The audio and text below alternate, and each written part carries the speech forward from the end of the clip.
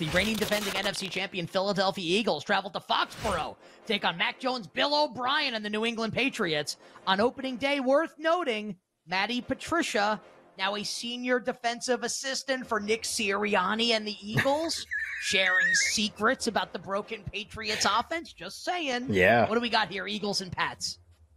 Be funny if Sirianni was like, tell us about the offense last year. What signals can it tell us? What did you learn? And Patricia goes, let me tell you, I was just terrible at it. I was really bad. And they probably changed everything because I was so awful. This is a game that's has had some line movement. It's a little interesting. The total hasn't really changed very much. 46 and a half, and it's dropped like a half point. So we're still really close to where the total opened. I mean, you're going to see that with basically every total. Like whatever these openers were, I don't think there's a total on the board that's moved a point from anything yet. Carolina, Atlanta is probably the one that's like the closest. The over in Cowboys, Giants would probably be like another one. It's like maybe a point depending on where you go. Dolphins, Chargers would be another one where it's like a point up. But that's about all you're going to get in total so far. And like, because we would kind of like to know, I mean, quarterbacks that are playing, but the weather is also really important. The wind's really important. And we're just not going to know that for a while. So, unless something's way off, which it wouldn't be, why would you bet a total right now? Sidewise, interest in the Eagles in most places, depending on what the opener was. Opener in a couple high limit places was 3.5 for Philly. 4.5 was more common, like domestic sports books open in that range. And right now there are 4.5s. Almost all of them reduced toward Philadelphia, and there are 5s on the board also. MGM's 4.5 minus 15. So a little bit of interest in the Eagles at open. Nothing really on the total. And obviously the Eagles, wouldn't argue this was recency, but just like Eagles coming off a season where they made the Super Bowl and the Patriots coming off a really disappointing season. And they're playing, and the spread was relatively small. So the Eagles took some action. My sense is, and curious if you agree, that this spread will not move from the 4.5 to 5.5 point range. I don't think it ever goes up to 6, and I also don't think it's going to go back down to 4. Do you agree with that before I ask my next question? Oh, okay. More likely to go down than up for the spread. I think again, injuries are possible for both sides. That would cause the spread to move. But barring really impactful, unforeseeable quarterback injuries, I think it's actually pretty straightforward. Like, if Belichick's going to be a home underdog, there will always be some segment of bettors that will just be interested in those numbers enough to, I think, to prevent this from being like a really big number. So I actually think 6 is like almost impossible without an injury, but I think 4 is possible. Like, I think like some interest in New England more than 3, I actually think is possible. So my best guess would be stays the same or moves down, and up is very unlikely. Just my best guess is like maybe the number's a little too big. That would just be my best guess. Like, can the Patriots just play a relatively competitive game? They were not able to do that last year. When they stepped up in class last year, they got smoked by everybody. Can they do that this year? With obviously, you would need the offense to be much, much better. They made a change, so it is possible that they can do that they can hang in games again. And I'm not worried about the defense.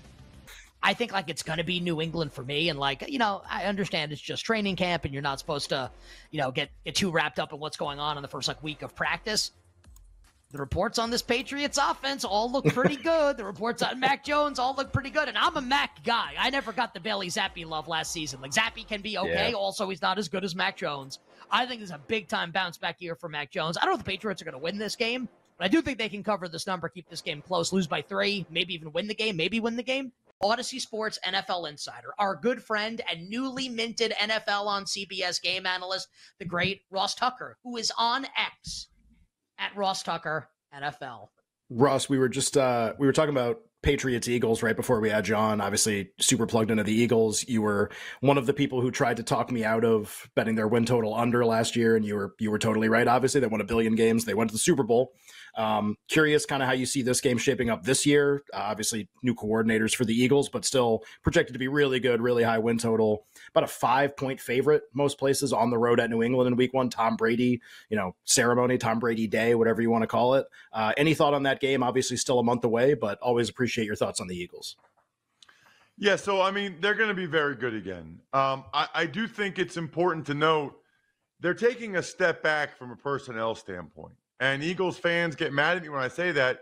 They lost 7 starters. I think Cam Jurgens, has looked pretty good so far in training camp at right guard, but I don't think you can argue he'd be as good as Isaac Seumalo was a year ago. They definitely lost some depth on the offensive line, but they lost 5 starters on defense, both linebackers, both safeties, and probably their best defensive lineman last year in Javon Hargrave, who the Niners paid a boatload of money to get to San Francisco, which I love, by the way. I feel like when you are a team and you've got a rival or your biggest threat for what you want to accomplish, I love when you go out in free agency and you sign one of their best players, because it feels like you're double dipping.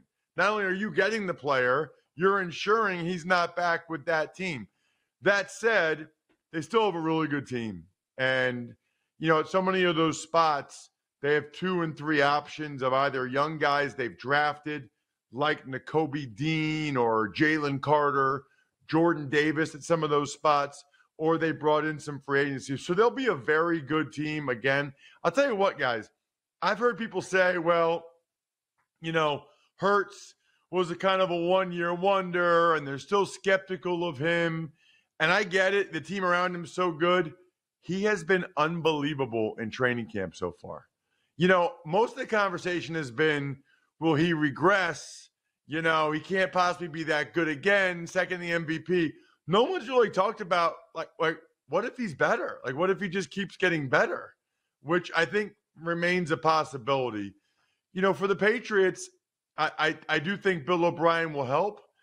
I'm intrigued by the fact that the Eagles have new coordinators for that game.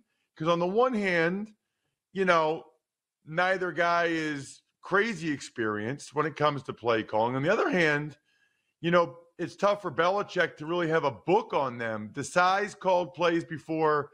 Brian Johnson called plays in college before. But the Eagles aren't going to show very much in the preseason because they want the Patriots to kind of be a little out of the loop in terms of what they might do.